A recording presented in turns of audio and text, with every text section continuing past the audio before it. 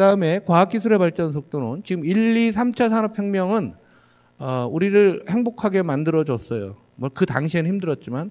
근데 4차 산업혁명은 너무 빨리 갑니다. 4차 산업혁명 때문에 일자리 늘어난다는 사람들은 이거 아주 무식이 파도를 치는 사람들이에요. 아니면 정부 자금 빼내려고 뻥치는 겁니다. 4차 산업혁명은 무조건 일자리를 없앱니다. 없애는 속도가 어마어마하게 빨리 없애고요. 4차 산업혁명 때문에 경제학의 거의 모든 이론을 다시 써야 돼요. 자, 이 세 가지가 의미하는 것은 역사적으로 처음 있는 일이에요. 역사적으로 처음으로 우리가 환경과 위험사회에 돈을 많이 쓰고 있고, 역사적으로 처음으로 인구가 주는 거잖아요. 우리 단군 할아버지 이후로 인구 준 적이 없어요. 처음으로 자발적으로 주는 게 확정이 돼 있는 거잖아요. 기계가 사람의 일자리를 뺏어간 것도 과거 1차 산업, 2차도 있었어요. 그러나 지금같이 빠른 속도는 아니었습니다. 그러다 보니까 이런 구조적인 어떤 흐름이 나타나고 있는데 각국의 리더 그룹들이 단기 정책으로 대응했어요. 단기 정책이 뭐냐면 딱 네 가지예요. 상식으로 알고 계세요. 정부가 쓸 수 있는 게 첫 번째 금리 인하, 두 번째 국가 재정을 마구 퍼서 뿌린다. 세 번째 돈을 찍어서 뿌린다. 네 번째 부채를 늘린다. 이 네 가지 정책을 선진국 모든 나라가 지금 20년째 열심히 쓰고 있어요. 국가 간의 차이가 발생하는 것은 이 네 가지를 다 썼냐 안 썼냐, 세게 했냐 약하게 했냐예요. 한국은 금리 인하 했죠. 국가 재정 지금 연락에 쓰고 있잖아요. 지금도 쓰고 있잖아요. 한국은 돈을 찍어서 풀지 않았어요. 그래서 한국이 그나마 나아요. 돈 안 찍었죠. 대신 부채는 어마어마하게 늘었죠. 가계부채가 우리나라 심각하죠. 일본 네 가지를 어마어마하게 했어요. 일본은. 미국 다 했어요. 유럽 다 했어요. 그런데 그 조치가 거기서 만들어진 돈이 여기다 쓰였냐 이게요. 환경오염 방지에 쓰였습니까? 위험사회 방지에 쓰였습니까? 그래서 더 나아요? 과학기술은 낮출 수는 없는 거죠. 오히려 더 빨리 가버리는 거죠. 정부도 길을 잃고 있는 거죠. 그러다 보니까 모든 산업이 공급과잉이 된 겁니다. 공급과잉 아닌 게 4차 산업혁명이다라고 보시면 돼요. 모든 게 공급과잉이에요. 여러분 눈에 보이는 모든 것은 공급과잉이에요. 또 하나, 그러다 보니까 우리 한국 경제 왜 나빠요? 공급과잉 때문에 나쁩니다. 한국의 주력 산업이 다 공급과잉이에요. 부채 역사상 가장 많습니다. 어느 나라나. 여러분 자꾸 지금 우리나라 언론에서 한국만 문제 있는 거 하는데 한국이 개중 났습니다. 일본은 별 수 있는지 알아요? 이따 보세요. 그림 다 나와요. 개뿔도 아니에요.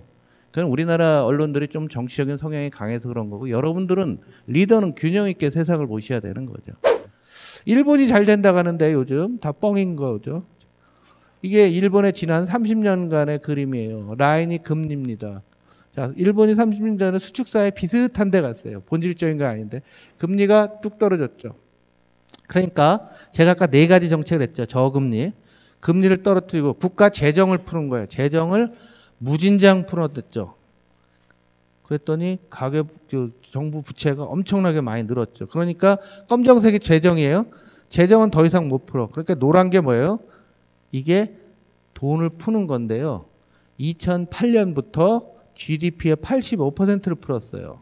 여러분 감이 안 오죠? 85%가 얼마냐면 한국 기준으로 따지면 한국의 1년 GDP가 얼마라고 했죠?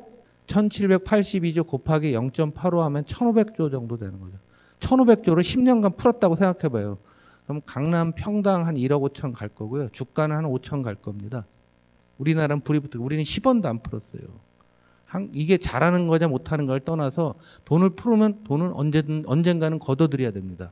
걷어들일 때는 죽음이에요. 누가 걷어들여요? 우리 자손들이 걷어들여요. 후세들이. 아베 아무 생각 없이 막 뿌려대는 거예요. 그랬더니 어떤 문제가 있어요?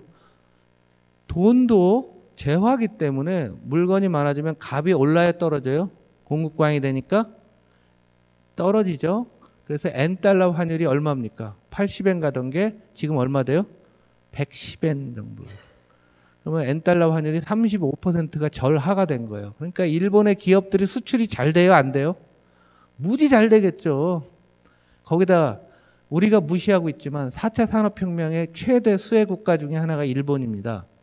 일본의 부품 소재의 능력, 장비 개발은 우리가 쓰는 4차 산업혁명의 모든 기계의 장비는 어디 거예요? 대부분 일본 거 아니면 독일 겁니다. 일본이 또 요거랑 그 연결이 됐어요. 이건 일본의 산업화를 워낙 오래 했기 때문에 기술력으로 뛰어난 국가니까 우리만 무시하지 딴 나라에서 일본 그렇게 무시 안 하잖아요. 우리만 저 아래로 보는 거잖아요. 그러니까 일본에 그런 데다가 환율이 떨어지니까 중소기업까지 다 좋아져 버린 거죠. 그래서 수출이 늘어나는 경제가 회복이 되는 거예요. 그리고 나서 환율이 떨어지게 되니까 중국 사람이 해외여행을 가는데 갑자기 일본 환율이 80엔에서 110엔 되니까 중국 사람들이 우리나라 돈으로 한 일본 3박 4일 가는데 100만 원 냈는데 갑자기 65만 원이 됐어. 그러면 한국은 변함이 없어. 우리 환율이 변동이 없었으니까. 당연히 일본 가는 거죠. 여러분 일본 다 갔다 왔잖아요. 최근에. 왜 갔어요? 엔화가 싸져갖고 물가 싸다는 거 느꼈죠? 여러분 느낌이. 이게 돈 풀어서 아베의 효과예요. 그런데 이렇게 해서 굉장히 좋아진 것 같은데 작년에 일본의 경제 성장률이 얼마 성장한지 아세요? 0.9%고요. 올해 좋다고 하는데 0.7% 성장이에요. 우리나라 올해 굉장히 힘들어갖고 2.2가 된다, 뭐 2.1이 된다 이 얘기를 하고 있는 겁니다. 1인당 3만 불 넘는 나라 중에서 경제 성장률 2% 넘기기 어려워요. 그리고 미국은 항상 예외입니다. 미국도 올해부터는 성장률이 지금 빠르게 하강하고 있습니다. 작년에만 좋았던 거지. 본질을 안 보고 자꾸 이상한 소리 하는 거예요. 그리고 주식시장에서 매일 정부가 주식을 사서 29조엔, 우리나라 또 290조만큼 중앙은행이 주식을 갖고 있어요. 참 이상한, 이게 현대 경제학으로 설명이 안 돼요. 지금 일본이 나오는. 이런 상황이다라는 얘기예요. 여러분들이 우리도 역으로 따지게 되면 한국도 어려우면 이런 정책을 쓸 겁니다. 언젠가는. 그런데 가급적 안 쓰는 게 좋아요.